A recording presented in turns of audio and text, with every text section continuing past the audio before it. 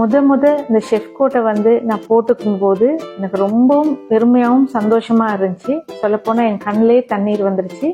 Chef இந்த வார்த்தையை சொன்னாலே நமக்கெல்லாம் ஆண் செஃப்கள் தான் நினைவுக்கு வருவாங்க. அதுலயும் பெரிய பெரிய ஸ்டார் ஹோட்டல்ல எல்லாம் ஆண்கள் தான் சீஃப் செஃப்பா இருப்பாங்க. இப்படி ஆண்கள் பிரகாசிக்கிற ஒரு தொழில்துறையில உணவுகளை ரசிச்சு சமைக்கிறதையும் அதனை மற்றவங்களுக்கு கற்றுக் கொடுக்கவும் கூடிய ஒரு பிரபலமான பெண் செஃப் தான் ஷியாமளா நிரஞ்சன். இது அவங்களோட ஸ்டோரி. 24 வருஷமா எனக்கு சமையல் அனுபவம் இருக்கு.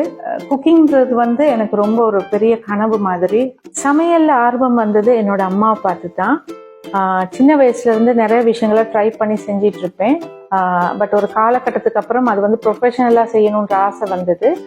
இதுவரை கிட்டத்தட்ட ஒரு 1000 சமையல் முறைகளை வந்து நான் செஞ்சு பார்த்துருக்கேன். 80க்கும் மேற்பட்ட குக்கிங் ஷோஸ் செஞ்சிருக்கேன்.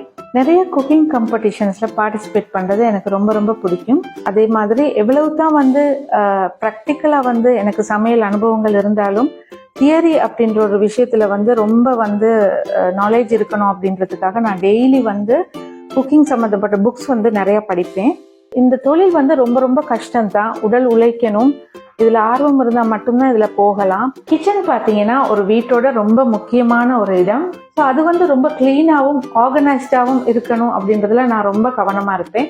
எல்லாத்த விட பாட்டு பாடிட்டே சமைக்கிறது ரொம்ப ரொம்ப பிடிக்கும். கற்பூர பொம்மை ஒன்று, கைவீசும் தென்றல் ஒன்று, கலந்தாட கை கோர்க்கும் நேரம்.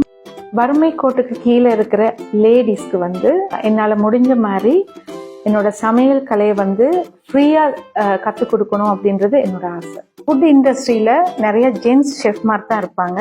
அதுல தமிழ் பேசக்கூடிய ஒரு லேடி ஷெஃபா இருக்கிறதுல ரொம்பவும் சந்தோஷமா இருக்கு, பெருமையாகவும் இருக்கு.